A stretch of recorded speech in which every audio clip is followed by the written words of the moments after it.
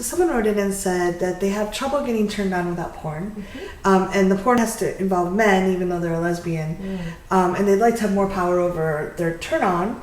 And is there anything wrong with them that they really like to watch men fuck when they're lesbian? So I really appreciate you writing in. I'm here with Dr. Liz from Sex Positive Psych. I'm here with Cathy Bartuli from the Intimacy Dojo. So, porn is a really controversial topic right now. ASECT just recently released their statement on porn addiction. That it does not exist? Right. That porn addiction is not a valid... There's no research to support that conceptualization of the way that people interact with porn, and that the diagnosis and the treatments currently applied, the research that we have shows that they are harmful more so than helpful. Porn is like... It's like a cheat code to your turn on, right? If you could walk into a party full of the hottest people that you have ever known, having the hottest sex possible, and you could pick exactly who's in that party and exactly what they're doing, of course you would get super turned on there. Yeah. And I think that when people's early experiences with turn on are largely related to that, it kind of blows out the receptors so that it's harder to find the lower areas. It's like if you eat a lot of sugar and then you're eating all this candy and then you eat a strawberry, even though it might be sweet, it tastes sour. Right. And I think that the way the human brain works is that we habituate to the stimuli put in front of us. So we get used to things, we get used to feeling them. Like when you put your clothes on, when you first put them on, you feel them everywhere on your body. But after you've been wearing them for a bit, you don't really feel them except where they're like creasing or they're creating new sensation. Right. So I think the same is true with these kind of stimuli with porn. If what you're used to is a really high degree of stimuli, it's going to be much harder for you to notice your turn on or to respond as well to stimuli that are lower down that scale. And this is, I was in the Army for 5 years as a psychologist. When we have folks coming back from deployment, it's really common that they start doing super risky stuff. Because they're so used to the threat around them. Right. They're used to, like, if you ask them, okay, on a scale from 0 to 10, how much adrenaline do you get from playing Call of Duty? They'd be like 4 or 5. How much adrenaline would you get from skydiving? They'd be like 9, 10. How much adrenaline do you get from deployment? And they'll say 11. Yeah. Right? So it's blown out their scale. And our bodies get used to that chemical response, and we kind of want that. Right. Even if it didn't feel particularly good, we want to repeat that. Yeah. And so the thing that I would say is that, number one, there's nothing wrong with watching porn. As a generalization, porn can be great. Yeah. Especially if you're paying for your porn, which is the best way to ensure that it's ethical porn filmed with people who want to be filming it. Especially if you're watching porn that is like feminist porn or art house porn that is designed around themes of empowering people and showing their genuine turn on, rather than, you know, there's kinky porn, which is disempowerment in an agreed upon setting. Consensual. Right, versus like objectification that seems less consensual. If, however, you're finding that porn is necessary for you and you don't want it to be that way, there are things that you can do. Yeah. Step one, I would say, is in order to find your turn on, you're going to have to probably take a break From porn. Right. The same way that if you've been eating a ton of sugar, strawberries are going to keep tasting sour if you keep eating sugar. But if you wait a day or two, your taste buds start reactivating.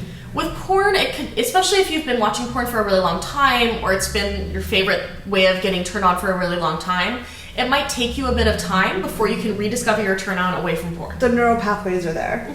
The neural pathways are there. They've been really strongly reinforced. And so it's going to take time to rediscover it. That may be a week, that may be a month. It's hard to say how long. Yeah. But taking a break from porn might be a really good idea for you. Not that you have to give it up forever and for always, but giving yourself a bit of a palate cleanser so that you can taste the sweetness of the strawberries again. The other thing I would say is when you're masturbating, it's really easy to get goal-directed in your masturbation. Going to orgasm. Right? And like, look, I've been there. There are nights where I'm like, I just want to get off and go to sleep. Yep. Right? A nice good orgasm helps you just like... I want my before bed orgasm. I'm pulling out my rechargeable Hitachi. Yeah. Like, let's go. But if you're always doing it the same way, what's going to happen is your body will learn that that's the only way that it can come. So take some time to explore your genitals in a less goal-directed way. And just your whole body, your skin everywhere. Explore your skin. See if you have like a silky scarf or something that might feel interesting on your skin. Get back in touch with your sensation. Get back in touch with taking time. Vulva havers often struggle a lot more with orgasm than penis havers do, because our bodies are much more sensitive to stimuli outside of the sensual stimuli that we're receiving. So like if your house is dirty or you have other stresses going on, part of what porn can do is override the mechanisms in your body that would otherwise put the brakes on because of those stressors.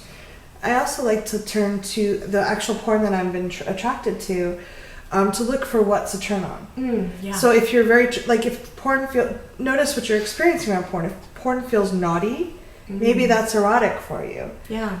Or if you notice a certain kind of porn is very hot for you, that might be some fantasies to explore in your head. Maybe it could be erotic, or it could actually be something that you want to experience sensually. But using that, you don't have to watch it necessarily if you're taking a break from it, but notice, oh yeah, at this scene I was always getting really hot. What about it? Or what about the people in it that was turning me on a lot? Yeah. And I also, when I'm working with clients, I ask them to explore, is porn safe because I'm not actually connecting with someone? Is there a fear of intimacy, a fear of being close to people that might be good to work through? So that, and sometimes it's a fear of being close to yourself. Well, and there's nothing more vulnerable than the moment of orgasm, right? It's a moment where, in order to achieve orgasm, you have to be able to let go of your walls and your shields, right? Especially if you want to have a powerful orgasm or a really strong orgasm. Yeah. And you can't be holding back. Right. And it's so much easier to do that when you're masturbating with porn than it is when you're with another person and having to let them see that authentic piece of you. Well, there's a cognitive distraction going on. You're out there rather than here in your body with that person. Yeah.